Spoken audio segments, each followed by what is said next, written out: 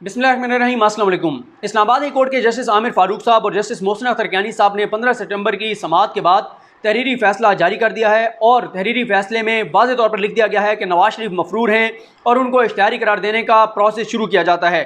नाकाबिल ज़मानत वारंट गिरफ्तारी के हवाले से क्या लिखा गया है और पैरा 6 क्यों इंपॉर्टेंट है, इस पर बात करेंगे। और ये भी वाज़ेह तौर पर लिख दिया गया है कि जब कोई भगोड़ा है, जब कोई भाग जाता है, पाकिस्तान के इदारों के सामने पेश नहीं होता, सरेंडर नहीं करता, कोई मफरूर है, इश्तिहारी है, तो उसके राइट्स ख़त्म हो जाते हैं और वो उसके बाद उसका वकील उसकी तरफ से पेश नहीं हो सकता। इसमें मैं आपको आगाह करता हूँ, लेकिन शुरू में मैं chief justice Islamabad high court justice Athar Minallah साहब और सीनियर तरीन जज इस्लामाबाद हाई कोर्ट के जस्टिस आमिर फारूक साहब और जस्टिस मोहसिन अख्तर कियानी साहब से एक दरख्वास्त करना चाहता हूँ। हम ये देख रहे हैं कि इस्लामाबाद हाई कोर्ट में रिपोर्टर्स को, मीडिया के नुमाइंदों को बहुत सी मुश्किलात का आजकल सामना करना पड़ता है। जब भी कोई हाई प्रोफाइल केस होता है तो पुलिस की जानिब से अजीब व गरीब तरह के दावे सामने आते हैं और पुलिस की जानिब से कभी किसी के ऊपर डाल दिया जाता है, कभी किसी के ऊपर डाल दिया जाता है। मैं पिछली समातों का नहीं कहता, लेकिन लास्ट हियरिंग का मैं 15 सितंबर वाली समात के बारे में आपको बता देता हूँ कि जब हम वहाँ पर गए तो दरवाजे पर हमें रोक लिया गया पुलिस की जानिब से और जब उनसे पूछा गया कि क्यों नहीं जा सकते, तो उन्होंने कहा जब अनाउंसमेंट होगी तो आप तब जा सकेंगे। तो हमने कहा ठीक है, ज़ाहिर है हमें कानून का एहतराम करना चाहिए, अगर कोई क़वायदे ज़वाबित हैं उनका हमें एहतराम करना चाहिए और हमें पुलिस और इस तरह के जो इदारों के मुलाजमीन हैं उनके साथ भी एहतराम से पेश आना चाहिए, उनके साथ कोऑपरेट करना चाहिए। हमने कहा कोई मसला नहीं है। लेकिन उस वक्त हमें हैरत हुई जब हमने ये देखा कि पूरे मीडिया के नुमाइंदों को तो बाहर रोक दिया गया कि आप अंदर नहीं जा सकते, लेकिन नून लीग के कारकुन, नून लीग के रहनुमा, उनको रोका नहीं गया और उनको आराम से कमरे अदालत में जाने दिया गया। मैंने वहाँ पर जो दोस्त थे, क्योंकि वो रेगुलर कवर करते हैं इस्लामाबाद कोर्ट के जो रिपोर्टर्स आमिर सईद अब्बासी साहब हैं, फयाज़ महमूद साहब हैं, साकिब साहब हैं, दीगर जो दोस्त हैं, उनको मैंने कहा कि अगर तो सबको रोका हुआ होता और सिर्फ वकला जा रहे होते फिर भी चलें, हम कह देते कि ठीक है जी सिर्फ वकला को जाने दे रहे हैं। मीडिया और नून लीग के लोगों को कहा गया कि आप बाद में आइएगा, क्योंकि फिर भी नहीं बनती लॉजिक कि मीडिया को रोका जाए, लेकिन फिर भी हम चलें, बर्दाश्त कर लेते, समझ आते। लेकिन ये क्या तरीका है कि मीडिया को तो रोक दिया गया है, नून लीग के रहनुमाओं को जाने दिया जा रहा है। जाके पूछा पुलिस वालों से कि भाईजान ये बताएं कि ये नून लीग वाले जा रहे हैं, कहते हैं जी वो MNAs हैं। वो MNAs नहीं थे, और अगर MNAs हों भी सही तो क्या MNA जो है उसके पास कोई ऐसा कोई लाइसेंस आ गया है कि वो तो जा सकता है कोर्ट रूम के अंदर पहले और मीडिया नहीं जा सकता। फिर उन्होंने कहा जी वो नूर साहब का हुक्म है, लेकिन मुझे फिर मैंने ट्वीट कर दिया, उसमें नूर साहब का जिक्र था। मुझे दोस्तों ने इस्लामाबाद कोर्ट के जो रेगुलर रिपोर्टर्स हैं उन्होंने मुझे कहा कि आपको नूर साहब का जिक्र नहीं करना चाहिए था, नूर साहब तो बड़े अच्छे बंदे हैं और बड़े कोऑपरेटिव हैं। मैंने कहा मैंने तो उनके ऊपर कोई बात नहीं की, मैंने तो पुलिस वालों के बारे में बताया कि पुलिस वाले ये कहते हैं कि जी नूर साहब का हुक्म है कि मीडिया को नहीं आने देना। फिर एक और हमें लॉजिक दी गई और वो ये थी कि क्योंकि, और ये बात है, ये मैंने भी नोट किया है कि हमारे कुछ दोस्त जो हैं वो रिपोर्टर्स वो बिल्कुल आगे चले जाते हैं और बिल्कुल रोस्टम के करीब चले जाते हैं। ये एक एतराज़ सामने आया कि जी इस वजह से मीडिया को रोका गया ताकि जब समात शुरू हो तो मीडिया वाले पीछे रुकें, आगे ना जाएँ। अब उसके ऊपर भी रिपोर्टर्स के अपने एक पॉइंट ऑफ व्यू था और वो ये था कि क्योंकि माइक ऑन नहीं किया जाता, पिछली समातों में नहीं होता था और हमें आवाज़ ही नहीं आती थी, इसलिए हमें बहुत आगे जाकर सुनना पड़ता था, तो इसलिए मीडिया के नुमाइंदे आगे जाते हैं। तो 2-3 दरखास्तें हैं। एक तो दरख्वास्त ये है कि मीडिया को इस तरह से ना रोका जाए। दूसरा ये है कि तमाम कोर्ट रूम्स के, ये सुप्रीम कोर्ट में भी मसला था, लेकिन साकिब निसार साहब ने कोर्ट रूम नंबर 1 में तो ये मसला हल करा दिया था।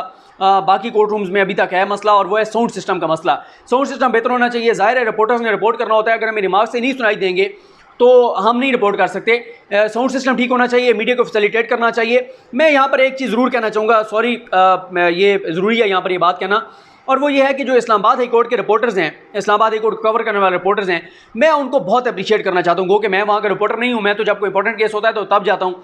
लेकिन एक चीज़ आप नोट करें, आप सुनने वाले भी ज़रा मुझे बताएं कि आप में से कितने लोग हैं जिनको लाहौर हाई कोर्ट के जजेस के नाम आते हैं। कोई 5 जजेस के नाम आप बता दें जो फ़ौरन आपके जहन में आते हों। सिंध हाई कोर्ट के बता दें, बलूचिस्तान हाई कोर्ट के बता दें, पेशावर हाई कोर्ट के बता दें। लेकिन इस्लामाबाद हाई कोर्ट के आपको बहुत से जजेस के नाम पता होंगे। उसकी वजह यह है, गो कि हम मीडिया वाले एहसान नहीं करते या वो रिपोर्टर्स एहसान नहीं कर रहे, लेकिन ये उनकी मेहनत है कि वो वहाँ वो कोर्ट रूम्स में जाते हैं, वहाँ से रिपोर्ट करते हैं और उनकी रिपोर्टिंग के बाद उन जजेस के नाम TV पर आते हैं। शायद उन जजेस को ज़रूरत नहीं होगी इस शोहरत की या इस नाम की, वो अपना काम कर रहे हैं, वो उनकी ज़िम्मेदारी है, वो आइन और कानून के मुताबिक अपना काम कर रहे हैं, अपनी ज़िम्मेदारी पूरी कर रहे हैं। लेकिन मीडिया वाले वहाँ पर खड़े होकर, जगह नहीं होती, 3-3 घंटे 4-4 घंटे खड़े होकर और इस्लामाबाद हाई कोर्ट से रिपोर्ट करते हैं। और इस वक्त सुप्रीम कोर्ट के जजेस के बाद अगर सबसे ज़्यादा पाकिस्तान में लोग किसी अदालत के जजेस के नाम जानते हैं तो इस्लामाबाद हाई कोर्ट है, क्योंकि वहाँ से रिपोर्टर रिपोर्ट करते हैं। तो इसलिए ये रिपोर्टर्स जो हैं वो हिस्सा हैं अदालत का, क्योंकि वहाँ से रिपोर्ट करते हैं, तो इसलिए उनको फैसिलिटेट किया जाना चाहिए। और उम्मीद यही करता हूँ कि इंशाल्लाह इस्लामाबाद हाई कोर्ट के चीफ जस्टिस अतर मिनल्ला साहब इस मामले को देखेंगे।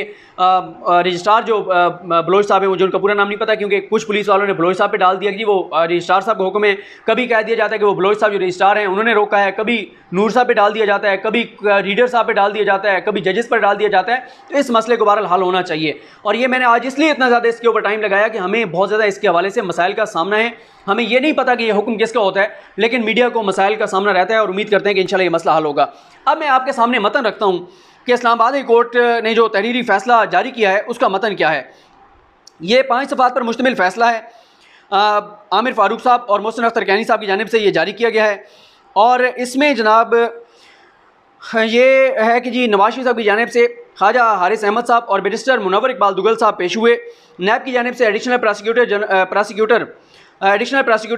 जो हैं वो जहांज़ेब बरवाना साहब, पंजाब हुकूमत की जानिब से additional advocate general Qasim Ali Chauhan साहब, deputy attorney general Arshad Mahmood Kiyani, deputy prosecutor generals नैब जो हैं इमरान हक साहब, सरदार मुजफ्फर अब्बासी साहब, तारिक नईम साहब, सैयद जलाल हुसैन साहब और इरफान बुला साहब पेश हुए।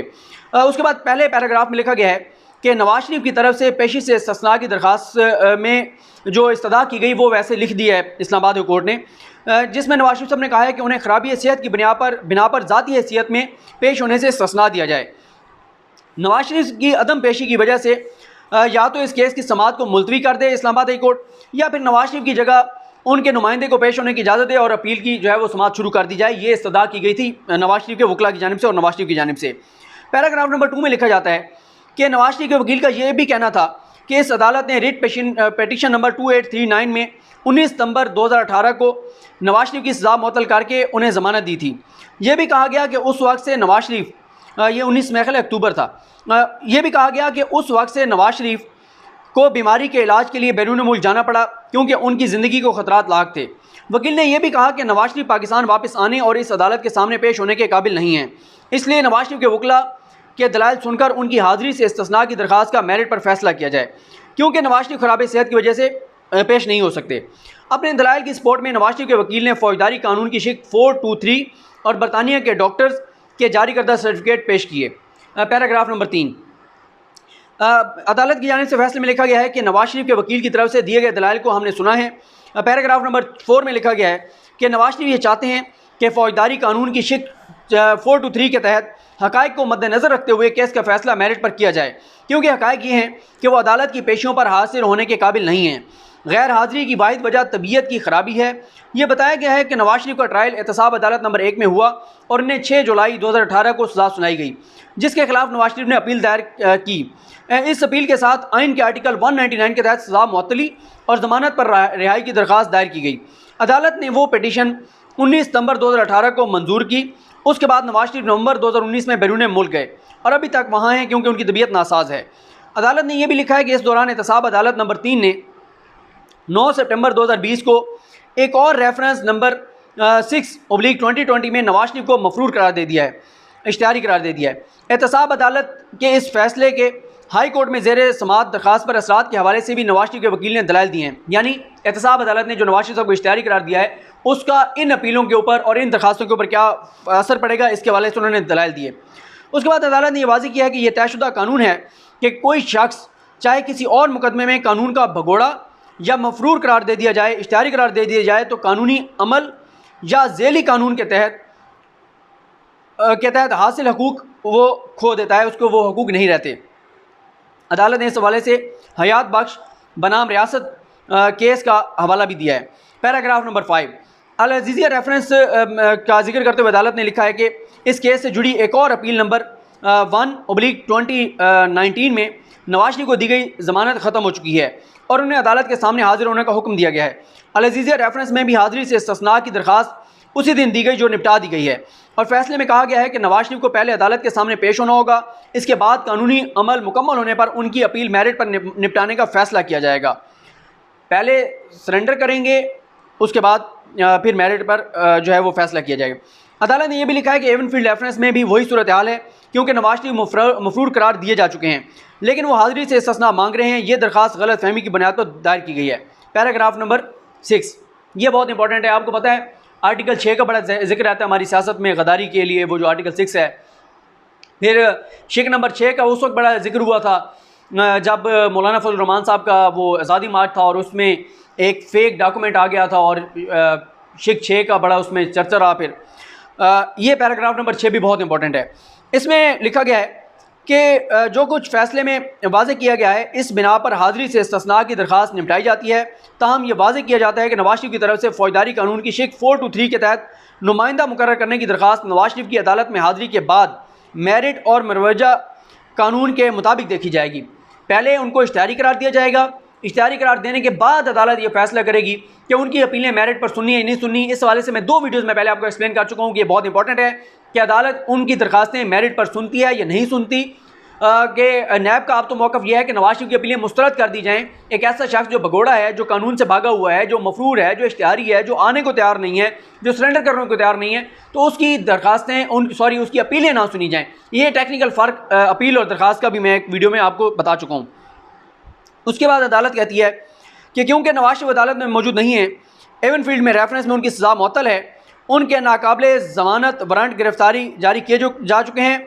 इन वारंट गिरफ्तारी पर 22 सितंबर 2020 तक बरतानिया में मौजूद पाकिस्तानी हाई कमीशन के ज़रिए अमल दरामद कराया जाए। फ़ॉरेन ऑफिस को हुक्म दिया गया है कि वो हाई कमीशन जो लंदन में है पाकिस्तान का, उसके ज़रिए ये ऑर्डर नवाज शरीफ तक पहुँचाएँ। और अदालत ने कहा है कि एवनफील्ड रेफरेंस केस में फ़ैसले के ख़िलाफ़ नवाज शरीफ की अपील की समाअत 22 सितंबर तक मुलतवी की जाती है। अब 22 सितंबर तक दरख्वास्त समाअत मुलतवी हो गई है और अब नवाज शरीफ साहब को मफरूर करार दे दिया गया है और इश्तिहारी करार देने का प्रोसेस जो है वो शुरू कर दिया गया है। तो अब देखते हैं नेक्स्ट हियरिंग पे कि क्या होता है और इंशाल्लाह उसकी समाअत का मुकम्मल हवाला आपके सामने रखेंगे। मुझे अपनी दुआ में याद रखें। अल करीम हम सबका हामी नासरू। अल्लाह हाफ़िज़।